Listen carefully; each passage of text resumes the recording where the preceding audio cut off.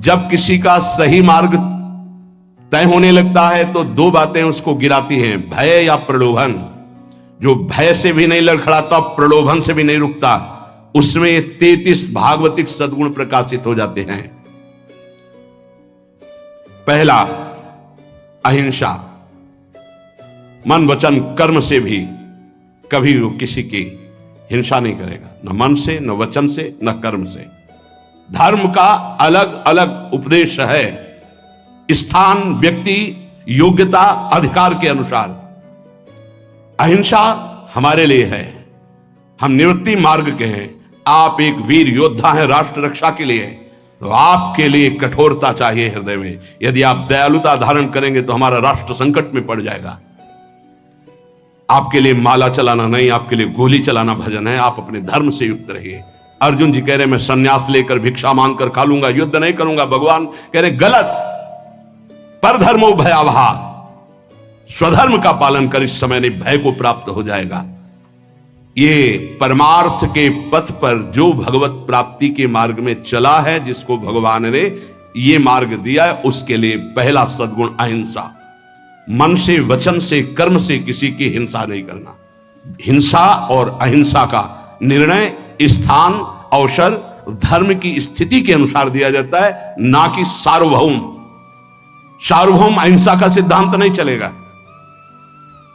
हमारे धर्म का नाश करने आ रहा, हम अहिंसा व्रत लेकर बैठे, हमारी मर्यादा, हमारे राष्ट्र, हमारे धर्म का नाश करने जा रहा, तो इस समय हिंसा ही अहिंसा से बढ़कर के भी है, ये समझना होगा। इसलिए बहुत विवेक परमार्थ में चाहिए। जो निवृत्ति परक साधक हैं, उनके हृदय में अहिंसा धर्म का प्रादुर्भाव होता है, और अहिंसा धर्म भी अपना रूप अलग धारण करता है। जैसे वेन राजा ने भगवान के विरुद्ध आचरणों की स्थापना करनी चाहिए, तो संतों ने जो अहिंसा व्रत के परम पुजारी, उन्होंने उसकी हिंसा कर दी, क्योंकि उस समय हिंसा ही सबसे बड़ा धर्म है। और उसके शरीर से फिर मत कर भगवान पृथु को प्रकट किया। ये बड़ा सूक्ष्म विषय, धर्म बड़ा सूक्ष्म विषय है। दूसरा, सत्य। मन से जो सोचा गया, वाणी से वही बोला गया, आचरण में वही किया गया, उसे सत्यवादी कहते हैं। सत्य वचन में जरूर होना चाहिए। तीसरा, आस्तेय, चोरी ना करना, कभी भी किसी की चोरी ना करना, यह भगवान के भक्त में आ जाता है। चौथा, ब्रह्मचर्य। अगर गृहस्थ है तो संयम के अनुसार ब्रह्मचर्य, एक नियत समय के अनुसार ब्रह्मचर्य। विरक्त है तो आजीवन अखंड ब्रह्मचर्य, ये लक्षण प्रकट हो जाता है। पांचवा, अपैशुन, कभी किसी की चुगली ना करना। ये साधक ध्यान दे, कभी किसी की चुगली ना करना। कैसे?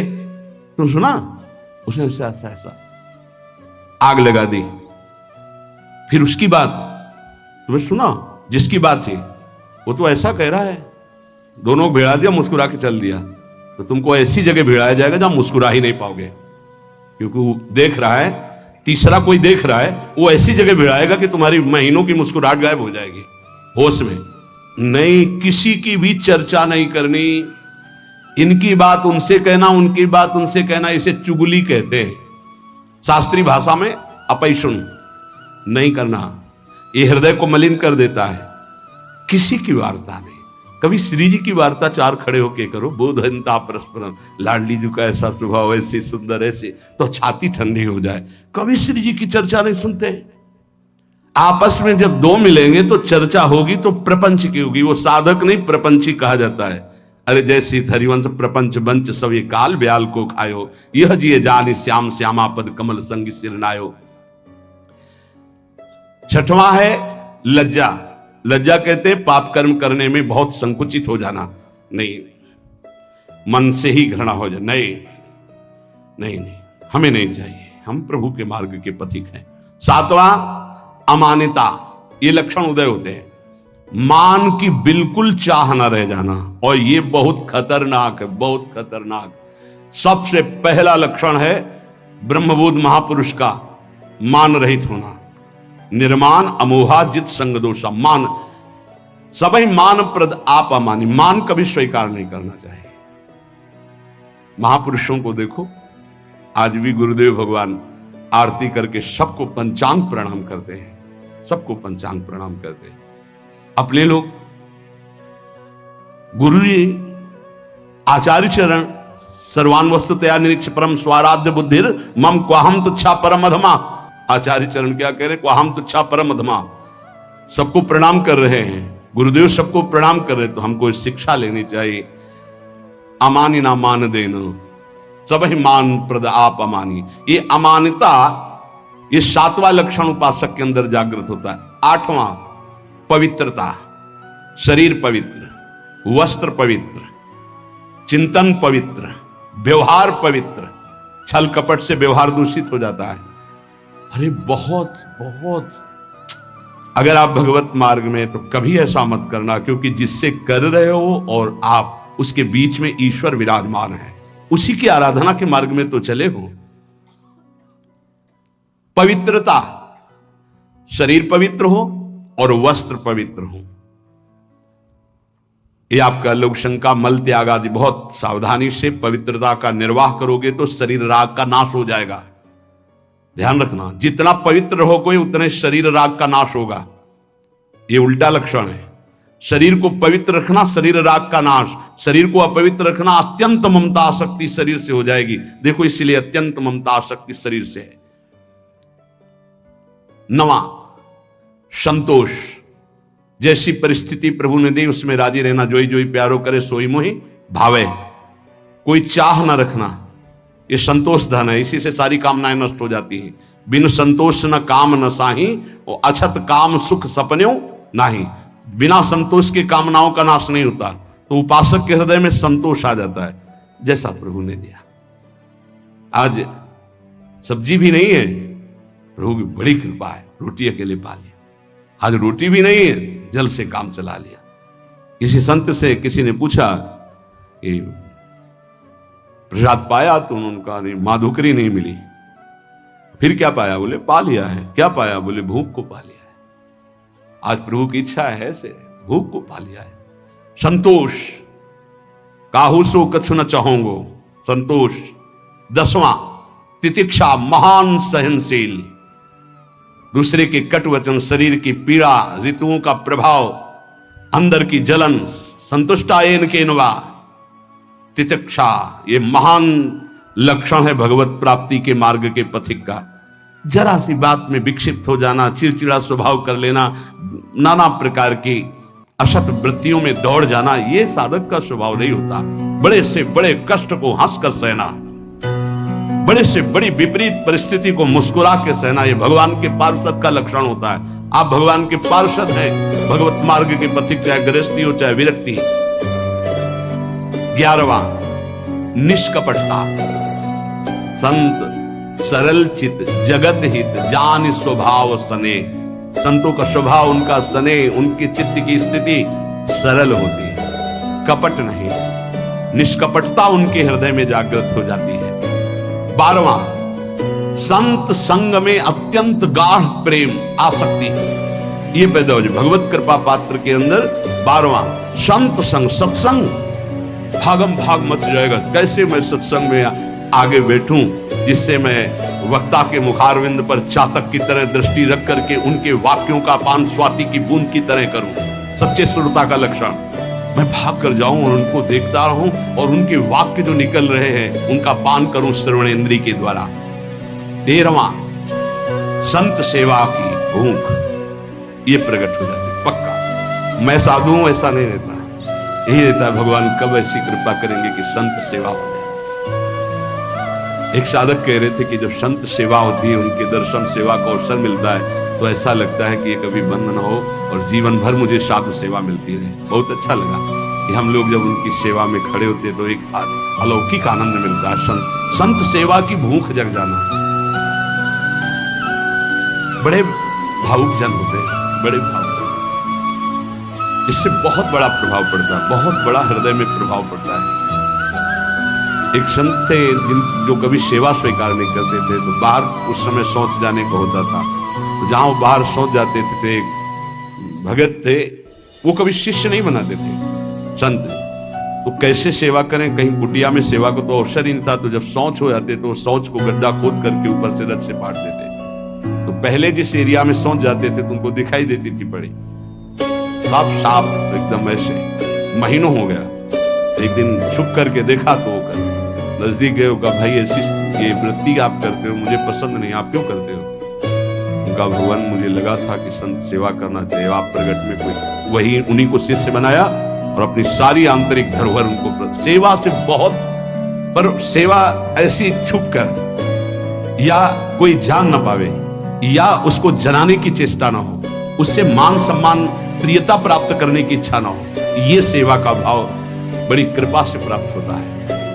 संदीपनी जी अपने गुरु जी की सेवा के प्रताप से ही जगत गुरु भगवान श्री कृष्ण के गुरु बनने का पद प्राप्त किया। सेवा में बड़ी सामर्थ्य है। स्वयं रघुनाथ जी गुरु सेवा संत सेवा के इतने इच्छुक कि विश्वामित्र जी की आज्ञा में रहे, उनके साथ साथ रहे, उनके चरण दबाए, उनके जिनकी आज्ञा का पालन समस्त वैदिक ब्रह्म ऋषि सिद्धांत पूर्वक करते हैं, वो प्रभु आज्ञा पालन कर रहे हैं। विश्वामित्र जी की हर कदम पर आज्ञा लेकर जा रहे हैं।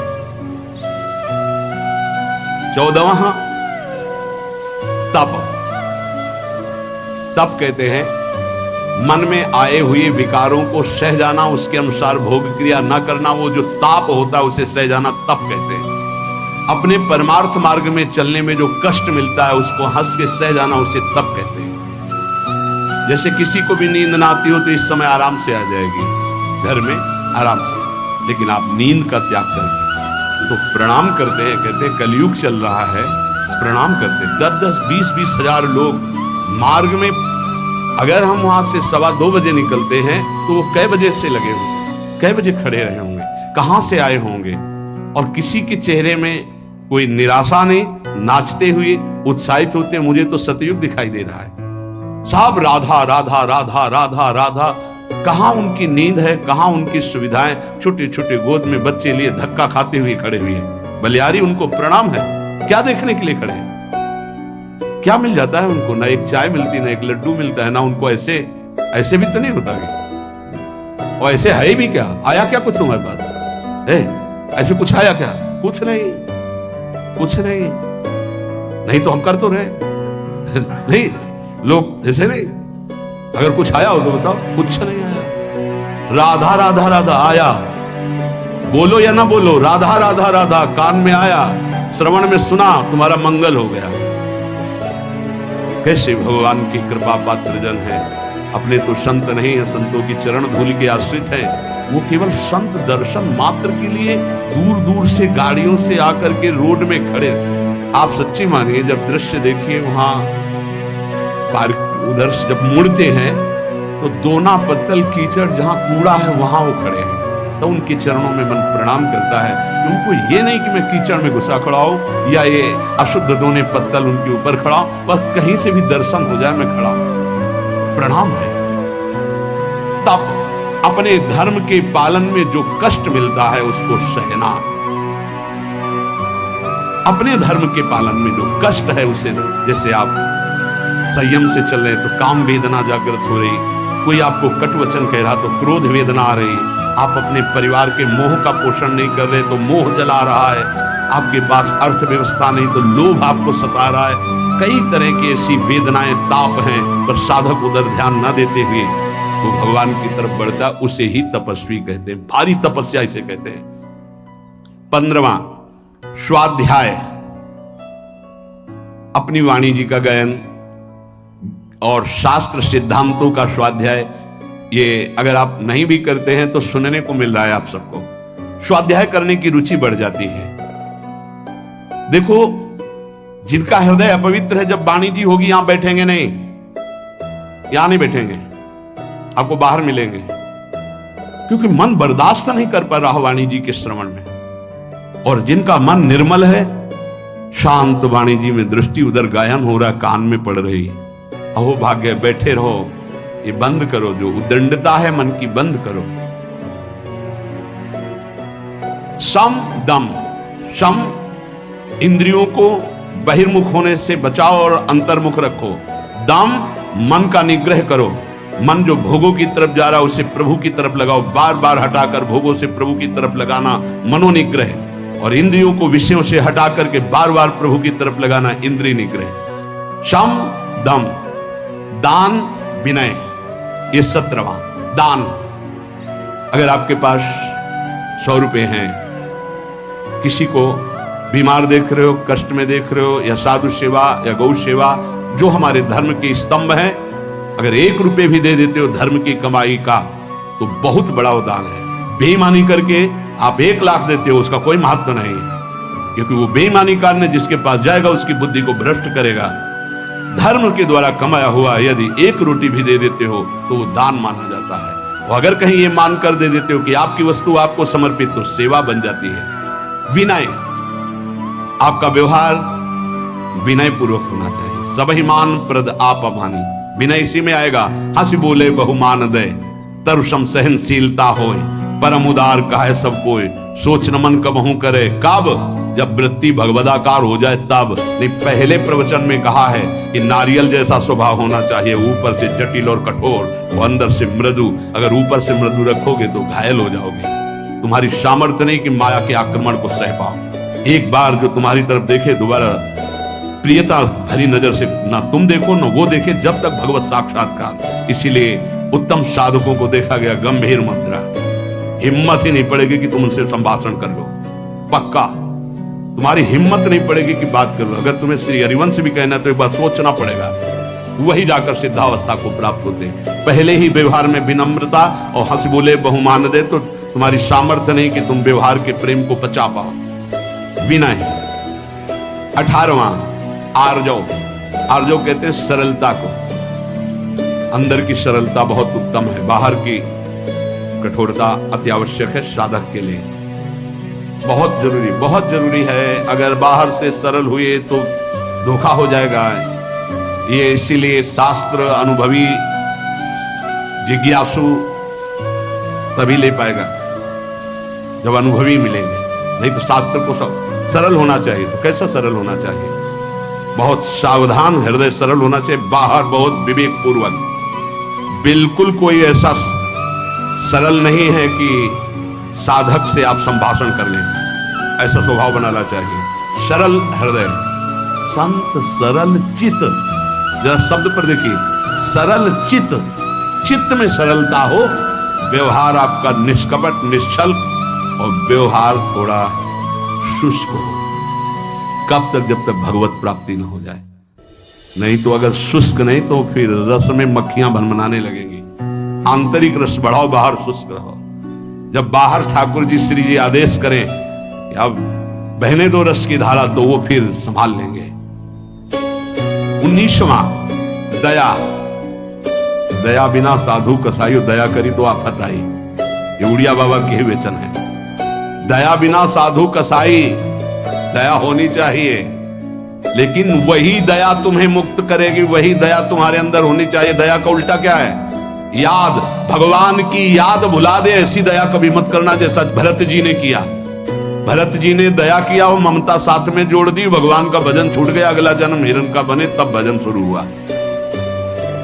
दया करनी है, पर दयालु भगवान का स्मरण करते हुए जो दया हो जाए।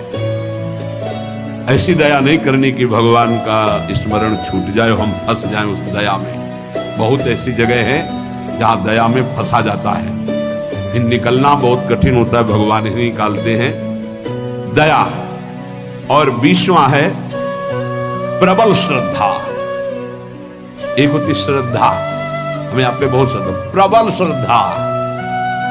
किसी के कुछ भी कहने पर भी हमारी श्रद्धा में कोई फर्क नहीं है, कुछ भी।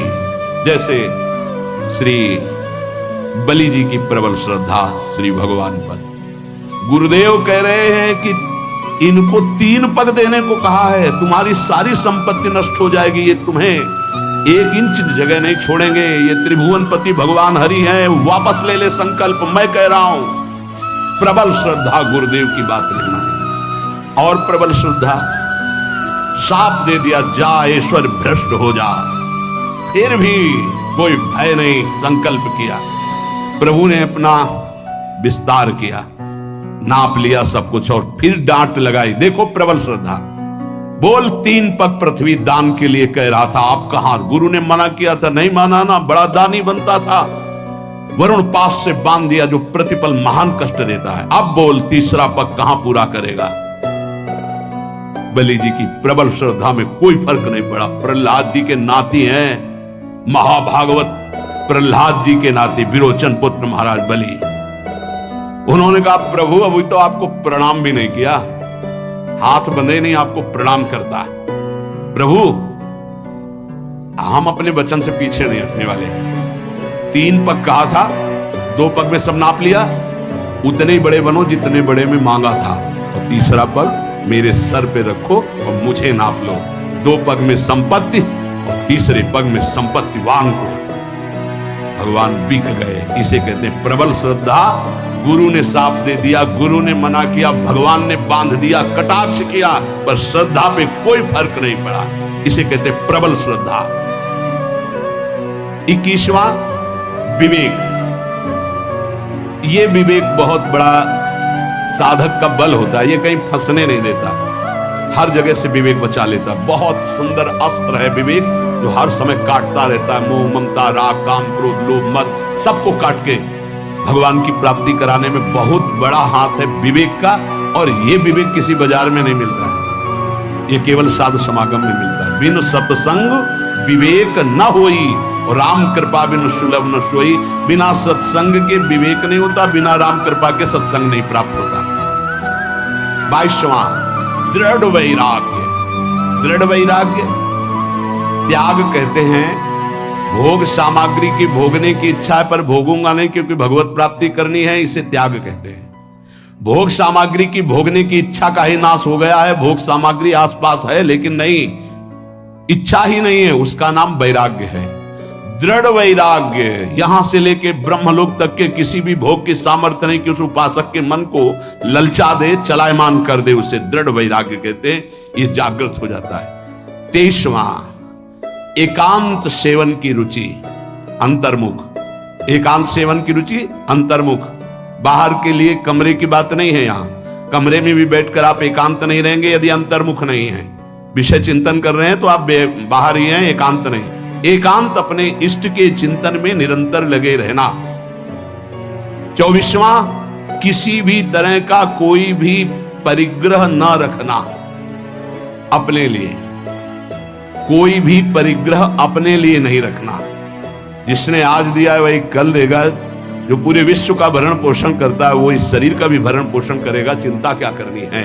हम अपने कर्तव्य का पालन करते हैं, चिंता नहीं। हम प्रभु की आज्ञा में अपने जीवन को समर्पित करते हैं, भोगों की संग्रह में नहीं। अपरिग्रह, अपरिग्रह 2 प्रकार का होता है। एक बाहर से लिया हुआ दान और एक अंदर चिंतन। ना हमें भोगों के, अगर आज जो है ये खाने को मिल जाता, अगर ऐसा वस्त्र मिल जाता, ऐसा ऐसा, ना अंदर से चिंतन और बाहर से प्राप्त होने पर जितना हमारे शरीर का भरण पोषण इसके अलावा नहीं है, हमें नहीं चाहिए। अगर वो उस पर महत्व बुद्धि है तो परिग्रह, परिग्रह है तो भगवान के अनुराग में बाधक है। अपरिग्रह बाहर और आंतरिक दोनों जगह से आशा शून्य हो जाना। आशा ही परमम दुखम नैराश्यम परमम सुखम अपरिग्रही का लक्षण है। बिना आशा के जो भोग प्राप्त हुआ है उसमें भी पहले विवेक के द्वारा देखना है कि धर्मयुक्त है कि नहीं, फिर विवेक के द्वारा निर्णय करना है साधना में सहयोगी है कि नहीं, फिर कितनी आवश्यकता है उतना उपभोग करना। 25वां समाधान। कई बार कहा है सत्संग में कि साध्य और साधन के विषय में साधक का समाधान हो जाना चाहिए। आपको पता है आपका साधन क्या है, आपको पता है आपके साध्य कौन है, बस साध्य निश्चित किए, श्यामा श्याम।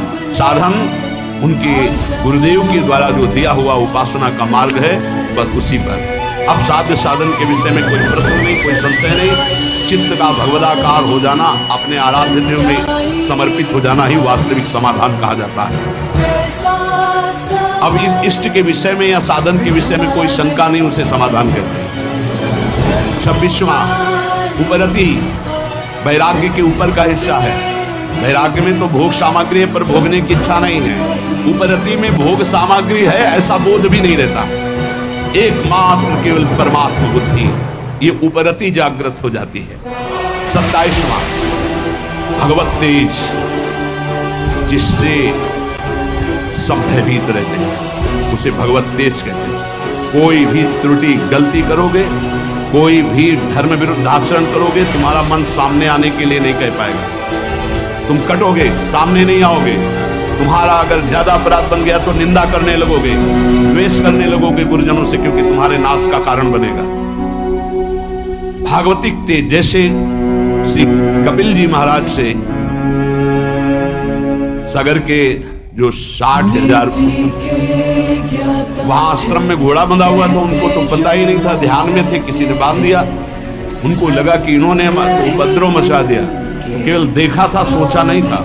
इतने में सब के सब भस्म हो गए। इसे भगवत तेज कहते हैं। दूसरा भगवत तेज का स्वरूप घोर विषयी पामर नीच आचरण करने वाले की चित्त वृत्ति का परिवर्तन करके परमार्थ पे खड़ा कर देना, भगवत मार्ग में चला देना, इसको भागवतिक तेज कहते हैं। ये तेज महापुरुषों, अपराधियों के अपराध को रोक देना, मलिन वृत्ति को उठाकर भगवदाकार कर देना, ये जो तेज है ये भक्त में जागृत होता है, संतों में जागृत होता है। इसी से जगत मंगल होता है, इसी तेज से।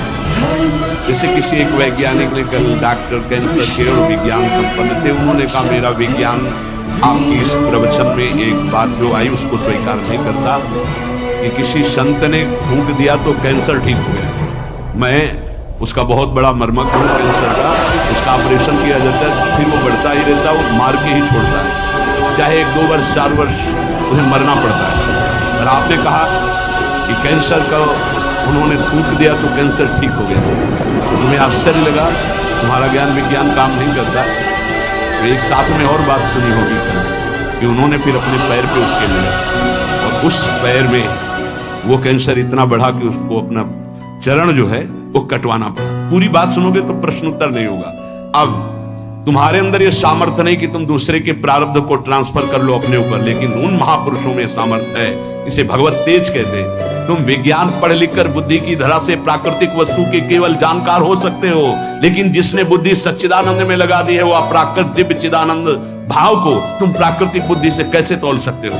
तुम्हें क्या पता? अगर हम ये घटना बता दी तो तुम्हें समझ में आ रहा है, हजारों के दोषों और पापों को स्वयं संत लेकर कुछ संकल्प से, कुछ भजन से, कुछ भोग कर नष्ट करते हैं, कर रहे थे और करते रहेंगे। तुम्हें क्या पता है इसको? तुम्हें पता है जो भगवान के भजन में लगे हुए हैं उनके प्रारब्ध की धज्जियां तो भजन से उड़ जाती हैं। वो जो क्षण क्षण कष्ट भोगते रहते हैं, ये शरणागति का प्रभाव है। आपको स्वीकार करके आपके सारे पापों को भस्म करते, तभी आप कदम आगे बढ़ा पाते हो परमार्थ में। इस रहस्य को बताया नहीं जाता।